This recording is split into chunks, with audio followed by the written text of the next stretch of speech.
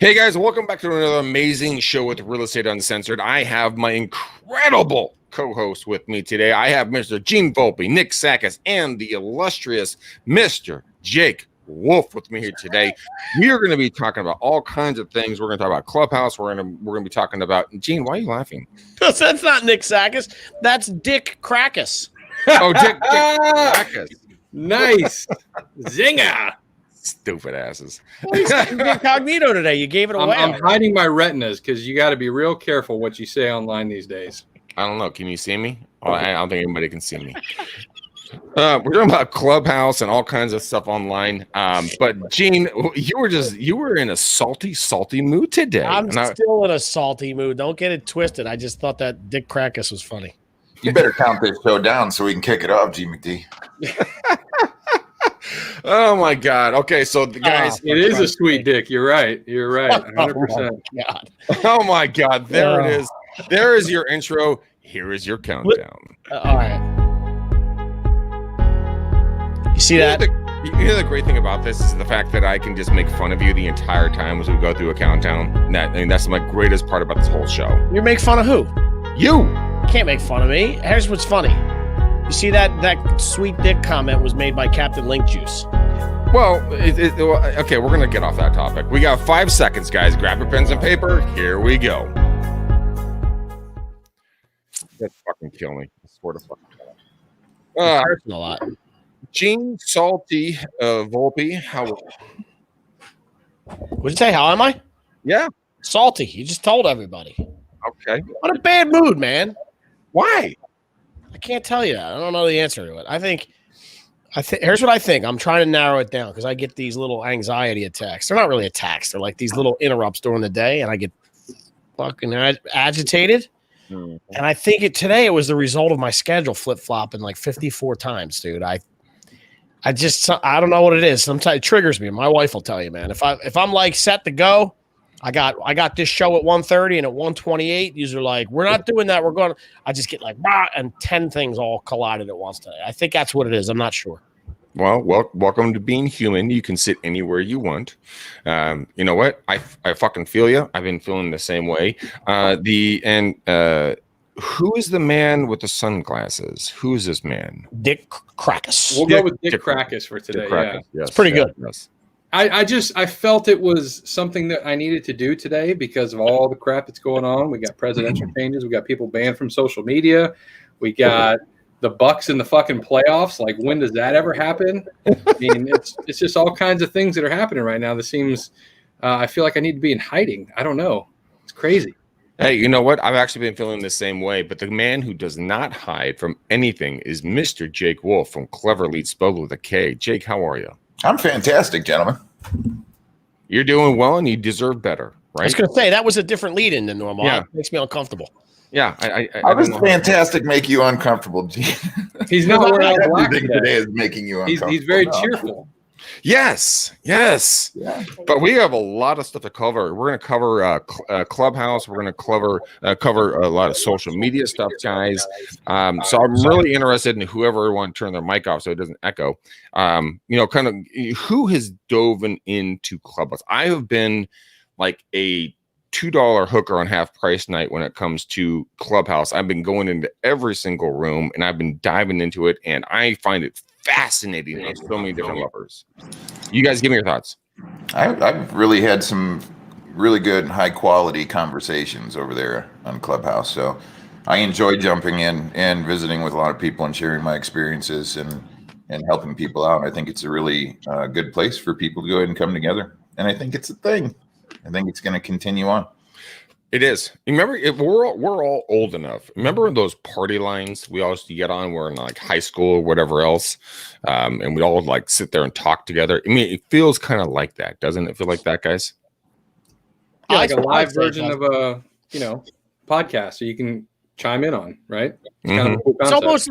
It's almost like free radio. Like everybody can have their own radio station. That's exactly what that's what I think it is too. It's like it's your own radio station. I mean, Jake and I did our first show yesterday, and then I blackcarded on him like an asshole. So, but I mean, I think the show went pretty well. But he carried it. And Jake, give me your opinion after your first show. I think it's fantastic. So years ago, I used to run on Blog Talk Radio, and used to have people in, and it was tough to go ahead and get the message out and get people over to that platform unless they were super subscribed in. Now with a lot of the notifications and alerts and the people that you're following, as soon as you jump into a room, your tribe knows that you're talking most of the time they're coming in. So I think it's fantastic. I think Gene's exactly right. It gives that opportunity to go ahead and have your own radio. But the other thing that I like is if you're putting on your own show, you can bring people up to the audience, have them, interact, have good conversations, answer questions. That's the most part. So, yeah, it really is. Nick, give me your thoughts on that. Hey, man, it's new, it's exciting, and the organic reach is crazy. Just like anything else, when something's brand new, like TikTok, right? Everybody kind of scratched their head and said, how can TikTok help me as a real estate agent? Like, this is for young kids just dancing. It's not about that. It's about first to move opportunity. And the first to move opportunity is to just get you connected with as many people as possible and let them know what you do. So Clubhouse is a great tool, another tool for your tool belt to help you connect with more people without having to pay guys like me reach, right?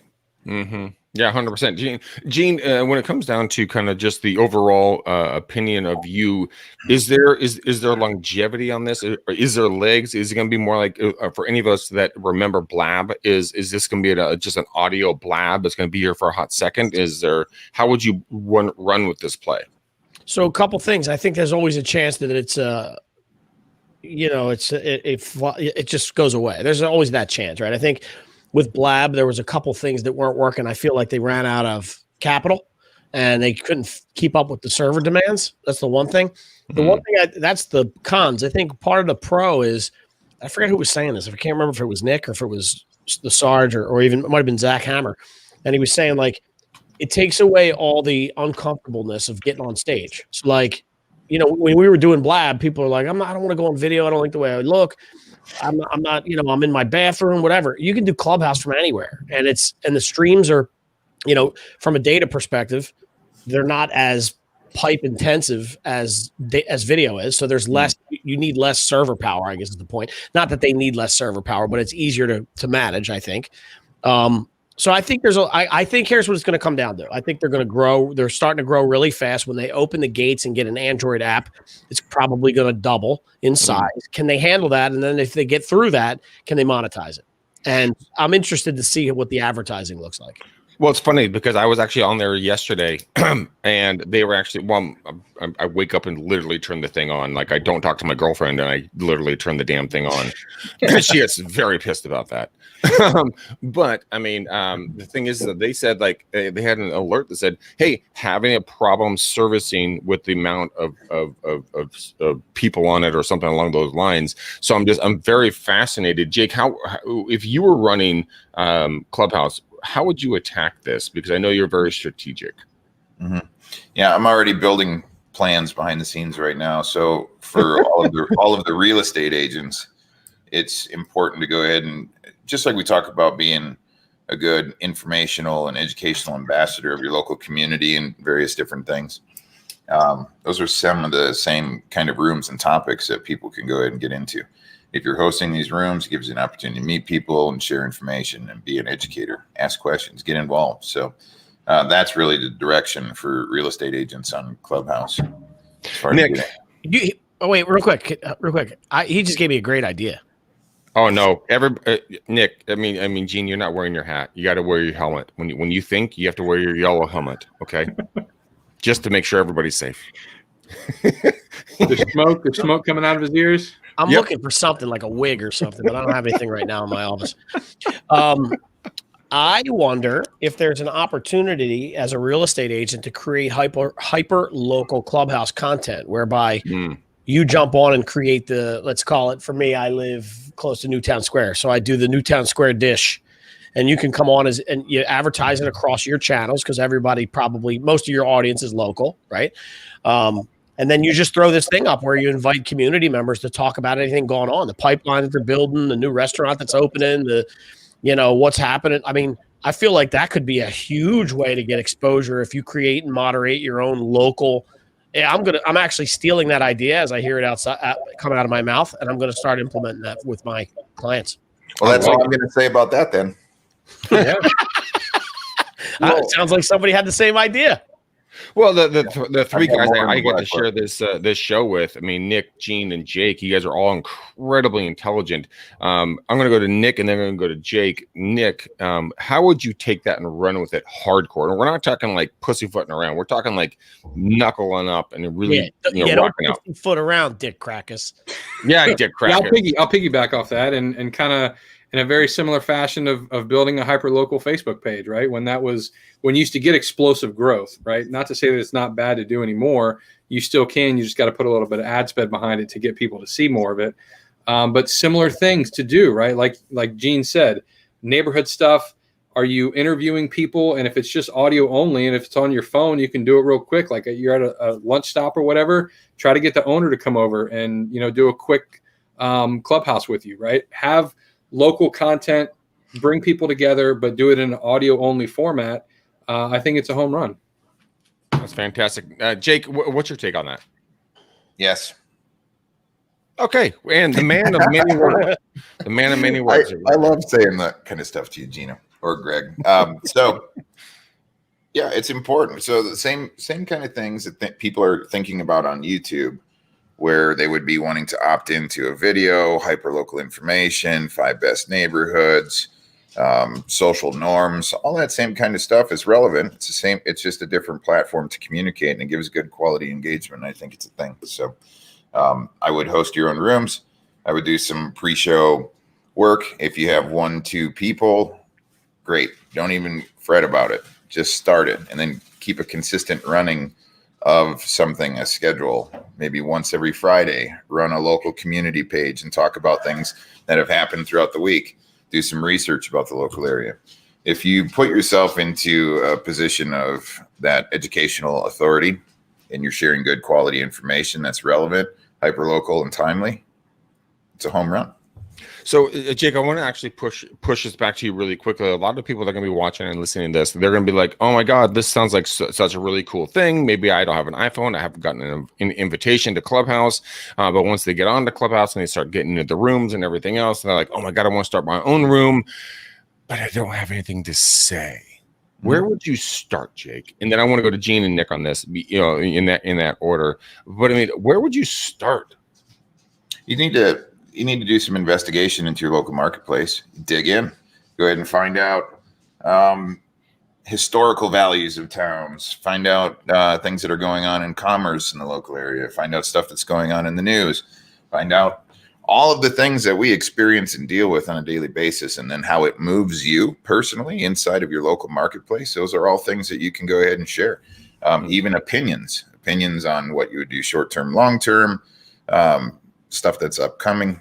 There's so much to talk about, especially when you talk about society, culture, government, commerce. You can go in any direction, absolutely any direction. So do some research, start Googling some stuff, jump on YouTube. You're going to have a whole bunch. Just start making a whole content calendar of things, and then fill out all of your different talking points, what you want to share with people, and just do it. Take action. I swear to God, I have 3 of the biggest idiots when it comes to my co-hosts. Jake is like the most sane one.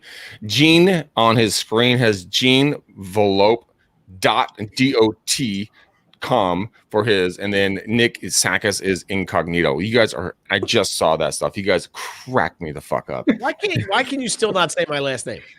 I like miss saying it because it's funny to me. I don't know, but anyways, Gene, what's your take on this? I don't know. I forget what we're talking about. We're talking about in regards to getting started with Clubhouse and content and everything else. Yeah. I know what I was going to say. Get a friend, grab a friend. So if you're uncomfortable about it and you don't know what to talk about, grab a friend, come up with a good topic, get on there with them. Like I would have called, let's say I called Jake and say, yo, I want to try this thing out. Why don't you join me? I'll make you a moderator. We get on stage. What can we talk about? And Jake and I have known each other long enough and well enough that we probably could come up with a couple topics to create the title, get out there and watch what happens. That's a great idea. Nick, what about you, my friend? We talk about doing video all the time, and there's a lot of people that know they should be doing video, but they're terrified to get in front of a camera.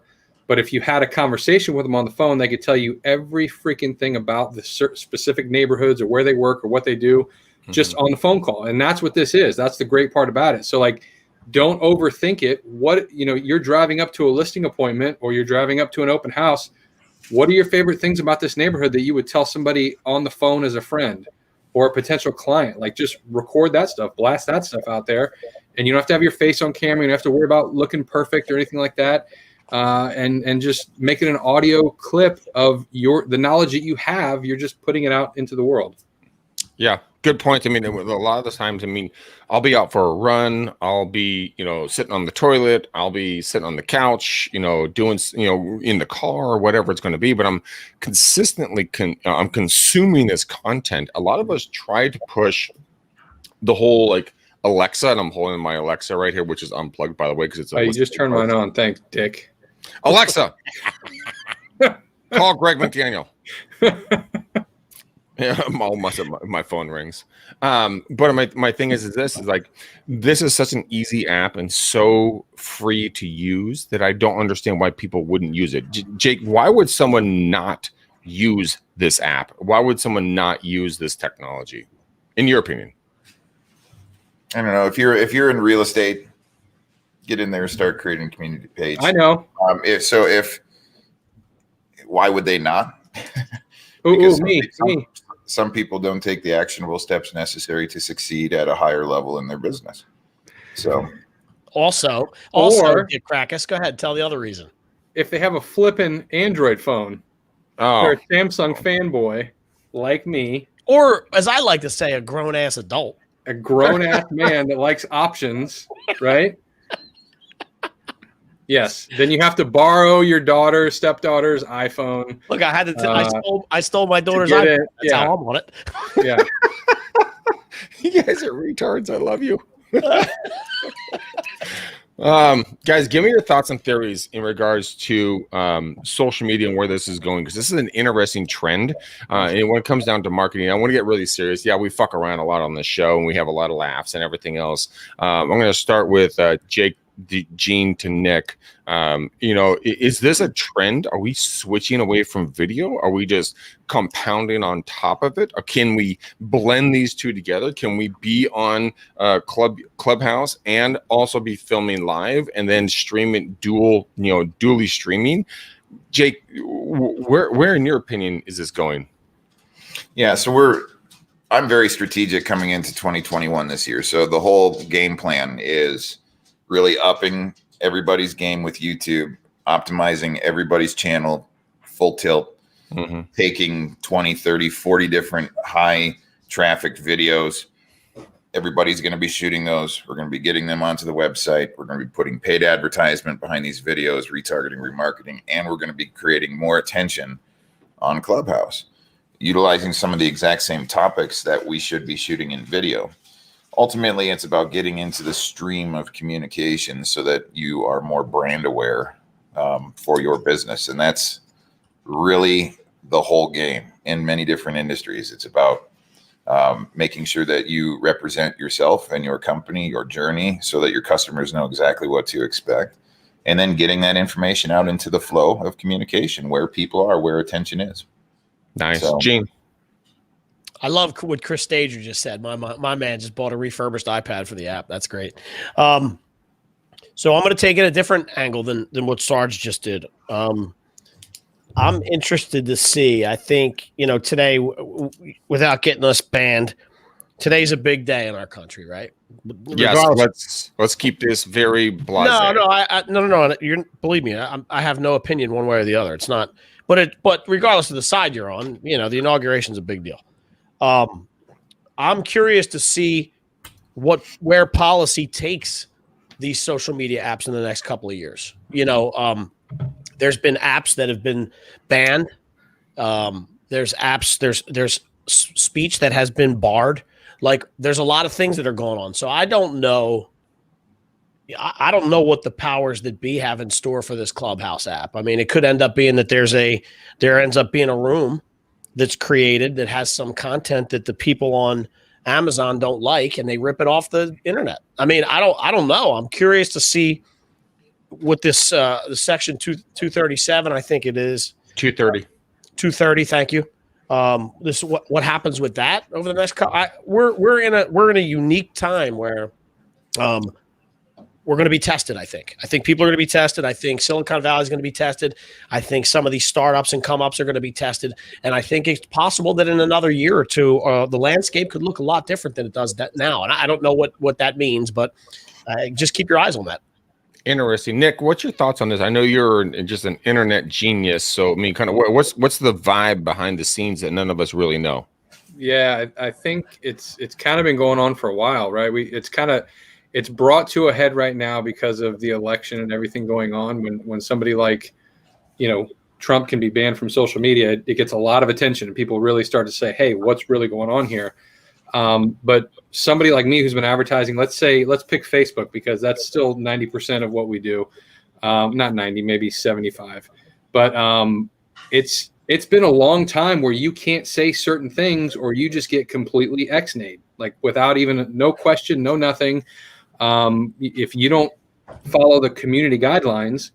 And so what's happening with these social giants is everybody has their own version of their own community guidelines that you have to follow. And I think that's what Gene's talking about. Like right now, they're really trying to figure out, is there universal guidelines that are going to be accepted all the way across the board? Or does Facebook have more power than Apple? Then, there's a lot of stuff going on behind the scenes, but from an advertiser, this has been going on for a long time where you specifically can't say certain things inside ads, or they take your account down.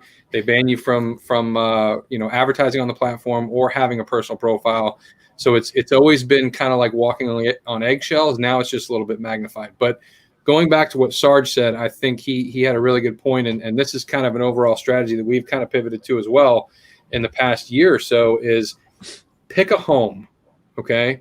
Pick a home and go all in on that home. And I think right now, YouTube is the best home for if you're going to focus on one thing, focus on YouTube, okay? But all of these other platforms that are surrounding it, all you're doing, like, yes, you can have Clubhouse, yes, you can have TikTok, you can have Instagram. All those platforms are just an organic way for people to follow you back to your house. So think of it like your YouTube channel is your open house, but you're putting bandit signs all over the neighborhood that you want people to see your branding and then follow you back to the open house. That's what all these other apps are. Clubhouse is a very easy way for you to reach thousands and thousands of people, just like TikTok. And then they go to your profile and they say, oh, this guy's got an awesome YouTube channel. Let me go check that out. So that's kind of how I see this infrastructure. Pick your house, pick your home, put some grassroots, some groundwork there. Really pay attention to how that's working. And I think YouTube is the way to go, and then branch out from there. God, I have so many questions to come off of what the three of you geniuses have said. One of which is I want to dive deeper into YouTube ads and kind of building a channel and kind of channel tags, video tags, and how that can all blend off and really kind of make yourself really visible on a consistent basis. But I also want to talk about we're talking about Clubhouse here, but I also want to talk about something else. Look. We've all heard about TikTok. Look, I go down the TikTok hole literally every morning. Like, I get sucked into this fucking shit all the time. Gene, stop shaking your head at me. But I'm not shaking it at you, believe me.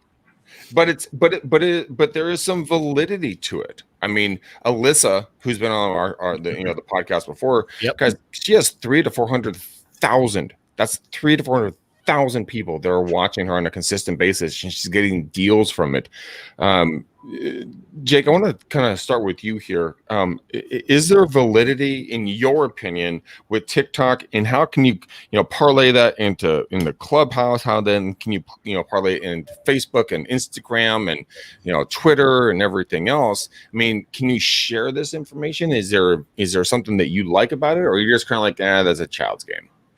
No, I don't. So that is just one of many different places that you can go ahead and get into the conversation with people so that you can have more awareness and attention towards your business. But when Nick was talking about the house, every type of business, when technology actually started to shift, really come online, where people needed an online presence. And back then it was websites. You had to have a website so people can find you, and that was your house where you could go ahead and promote your products and your services. Same kind of thing. So fast forward now 15 years, and we're still doing the exact same thing. I want my online presence at my website to be very robust, to really communicate who I am, have infrastructure so that anybody that wants my products or services can go ahead and find out more about me. All of these different communication streams and social networks and advertising mechanisms should be a way to go ahead and funnel traffic back towards your house ultimately. And we are focused 100% on YouTube, but 100% YouTube is cohesion between YouTube and advanced tracking websites, to where I can go ahead and put paid advertisement behind anything on all of these different social networks. So that's where I'm at. TikTok is working for people. It might not be your place. Clubhouse might be your place. YouTube might be your place, or should be your place, because video is going to be. So I was just talking to a good friend of mine who's one of the most advanced marketers in the U.S. And there's another one. There's two. Yeah, 92. Yeah, I hang out. My round table is like high society, my friend. Okay. So we're seeing stats on 92% of people are consuming content via video versus reading. So here's a question. I want you guys all the way in on this, and I'm going to shut up. But there is something I haven't really done yet. And Jake, you were just talking about this. What do you guys think about YouTube Shorts? Thoughts, Nick? This brings up a point of all these different social platforms, right? So just like being a salesperson, we talk about real estate agents are salespeople by nature, or they should be, right? You have a product to sell. Mm-hmm. When you are in sales, you need to be a chameleon. We've all heard that term, right? So when you're talking to somebody, you might speak differently to Greg than you do Sarge, than you do Gene, because you pick up on people's personality traits, and then you mimic that and you mirror that, and you help that evolve a sale or get to know somebody, right? The same thing happens on social media. You might not inherently love YouTube as a platform, but there are people out there that love YouTube and that's their main platform. You have to be a chameleon to know that your content has to live on these platforms, so you can relate to those people, so you can pull them out of that platform to maybe your favorite platform or your advanced tracking website, like Jake said, and bring them into your world. But the only way you're going to get to those people is by being that chameleon, having that content that they can look at. And YouTube Shorts is a perfect example of that, where people might not go to TikTok, or they might dabble in TikTok, but they love YouTube so much.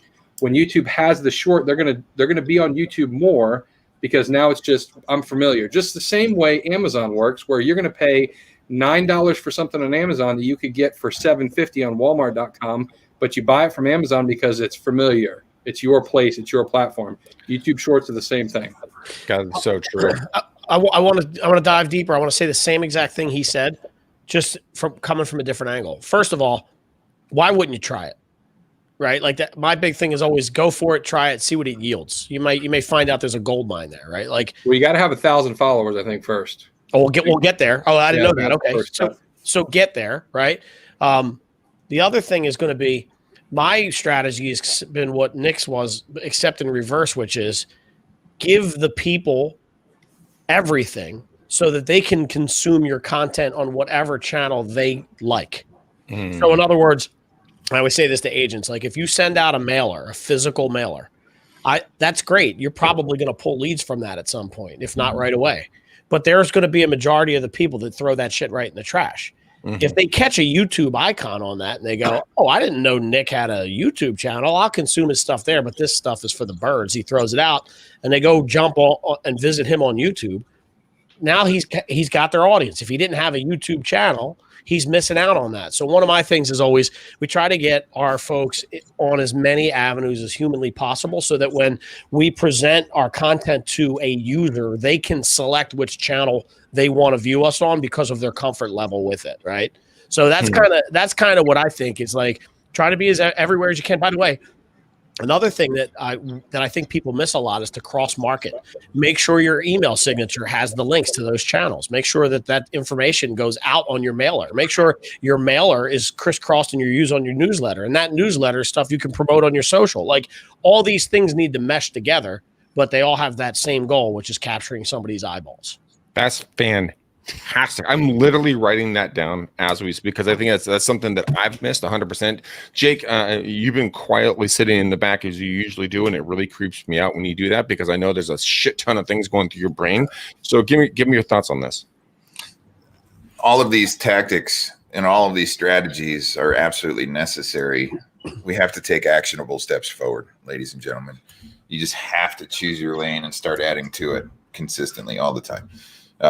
Gene, great takeaway. We've been putting a lot of the social icons on a lot of the print media, and it works well. Fantastic. So let me ask you guys, we're going to wrap this thing up here in a minute, but I want to ask you guys give me your biggest takeaway. Jake, I'm going to start with you, and Nick, I'm going to go to you, and then I'm going to go to Gene to finish up. And then Gene, you need to think about what you need to do with the bow for the color for the show. What for 2020 was an interesting year in all different ways, shapes, and forms. But what was your one takeaway that was the biggest positive that people can roll into 2021 and put into their businesses and start making money, building relationships, getting clients, whatever it's going to be. But Jake, what would be your one biggest takeaway?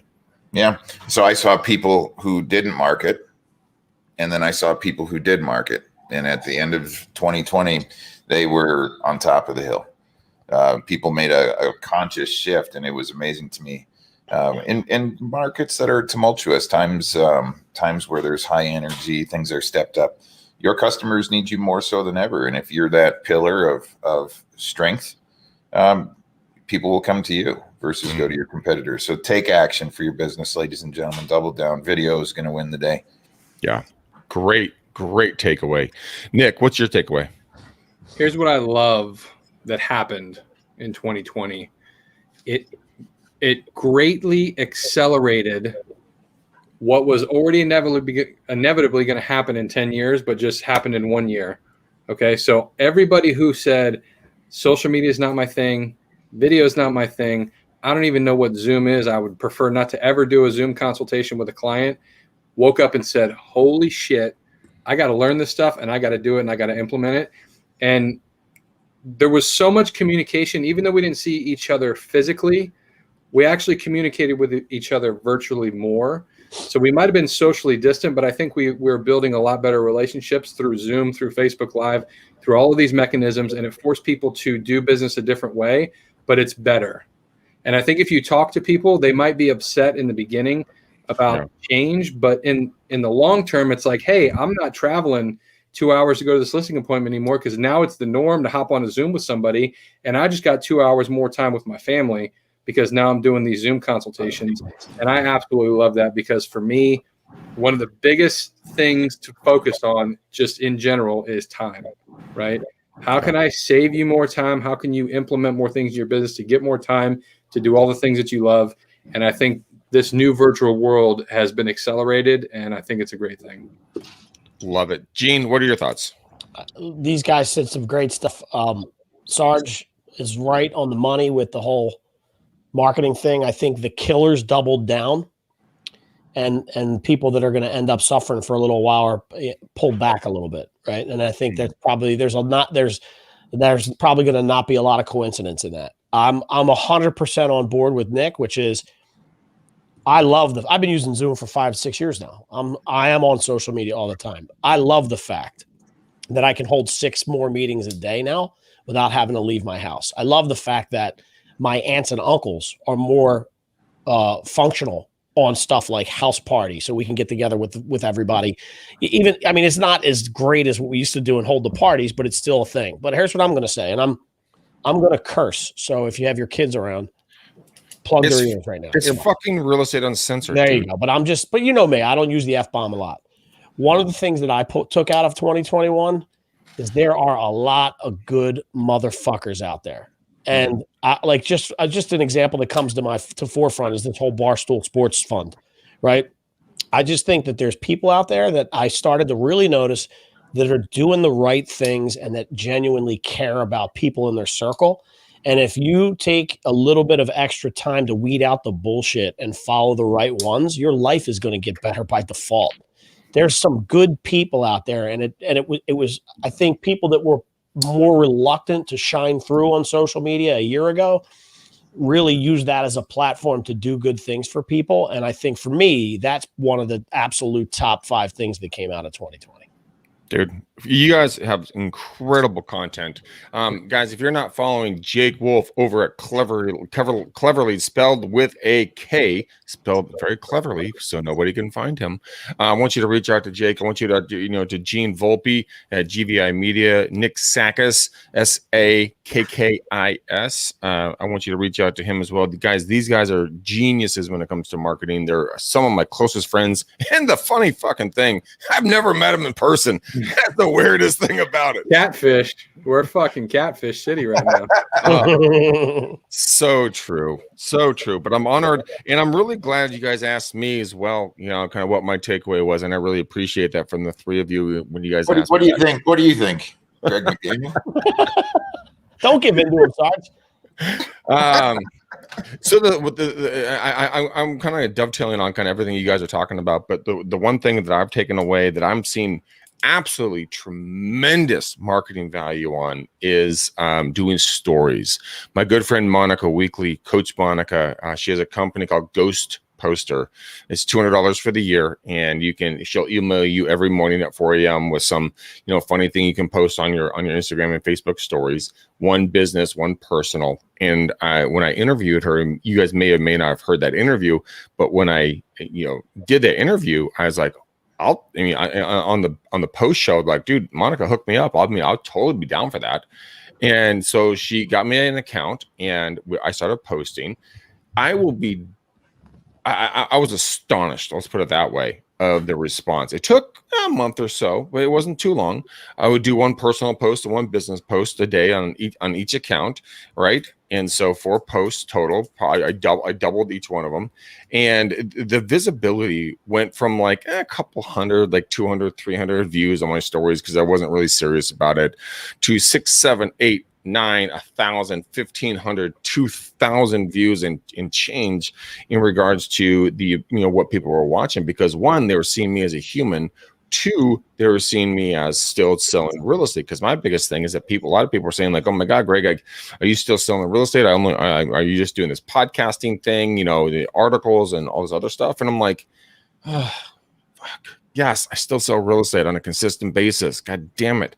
Excuse me for the cursing. Sorry, Jake. And you know what? I'll tell you one thing.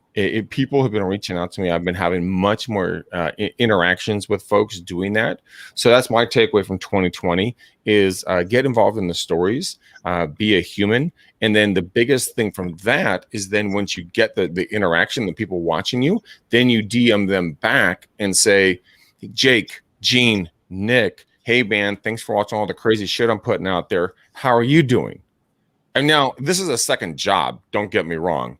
And Jake, I'd probably defer to you to get maybe a VA to kind of respond to all these folks on your accounts.